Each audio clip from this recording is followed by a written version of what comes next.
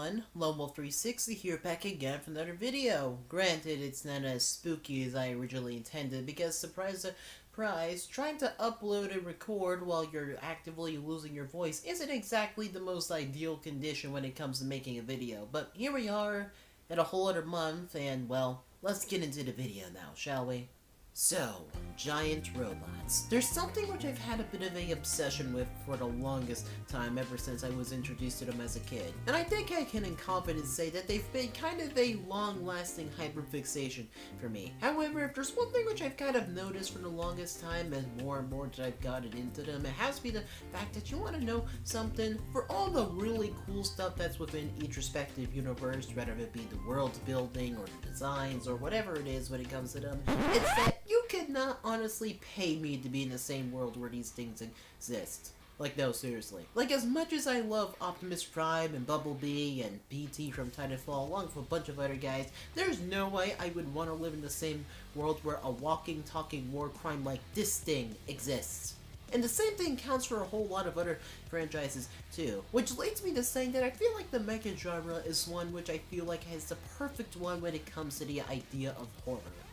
Now, I know you're probably thinking that I sound crazy when it comes to what I just said, because who's exactly afraid of the idea of giant robots in general? And this, my friend, is where I point out that you're very wrong. Because I feel like the whole idea of horror and mecha is one of those things to where it's kind of a subtle thing which could vary depending on who's writing the story. Because, for example, everyone knows about Pacific Rim, right? That one really cool movie where we get to see giant robots beat the shit out of giant monsters and even see one use a ship like it's a baseball bat. Yeah, that's cool and all, but I don't feel like enough people mention about how that movie has some pretty terrifying scenes in it. Like in the very beginning, how it shows us about how cool and powerful a Jaeger can be, but then at the same time shows us about how quickly these things can be taken down by someone that is just cocky or just from pure coincidence when it comes to someone just not being the main character or just when the plot decides to call for it. Not only that, but also we get to see a pretty crazy scene in the latter half of the movie right before the Tokyo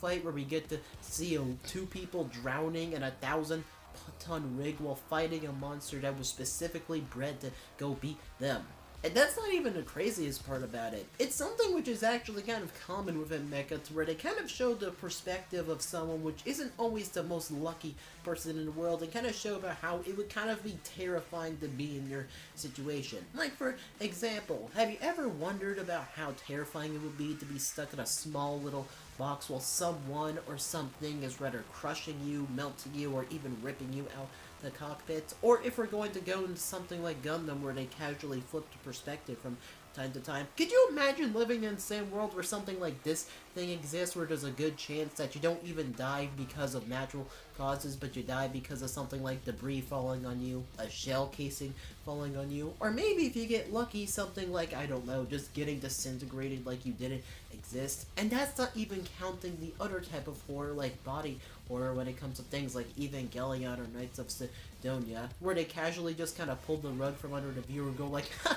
Giant robots, this thing isn't a robot, it's a whole living being, and if you piss it off enough, it starts to break out of its shell and starts to go a little bit crazy to complete the mission. Am I right, or am I right, folks? Or if we're just gonna go in the Knights of Sidonia route, just, you know, pulling Attack on Titan in space, but, you know, making it a lot more terrifying because it's literally eating people's co-workers, or literally eating your co-worker and then throwing it back at you that just starts sadistically laughing. Which leads me to saying that I'm kind of surprised that we never really got a full-blown mecha horror show. It's like, I feel like it doesn't require something that's that crazy other than just taking a certain context but then just reapplying it so it would fit in the context of giant robots, which leads me to now talking about Gundam Requiem for Vengeance.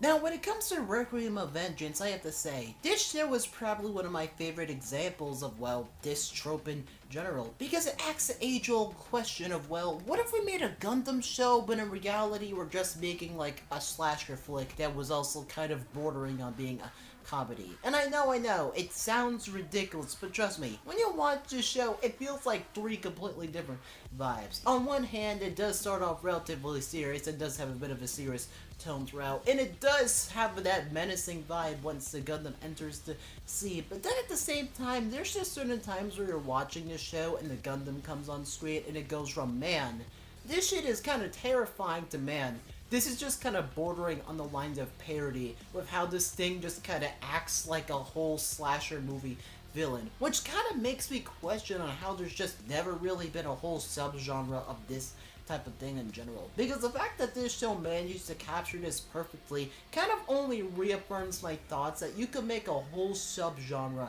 out of this idea alone. Because imagine something like, I don't know, Cloverfield, but instead of there being some monster from the ocean, it's just like an Eva going crazy from Evangelion. Or imagine something like Predator or Crisis, where it's like, oh yeah, look at all these badass soldiers landed into enemy territory, kicking ass and blowing up stuff. But then they realize that they're not the only ones by themselves there, and that something is actively hunting them down. And as the story goes on, maybe it goes into some like psychological material where it's like, man, I don't know what the hell's chasing us, but it's just messing with these guys mentally. And as I said, it's something which I totally feel could be something that could be replicated, because there is in fact like one game off the top of my head which actually kind of goes through with this idea, and that game being the Forever Winter, where pretty much the entire premise is the fact that you're not this badass hero that's stopping this war that's going on, but you're just some random Joe Smo having to go bob and weave through all the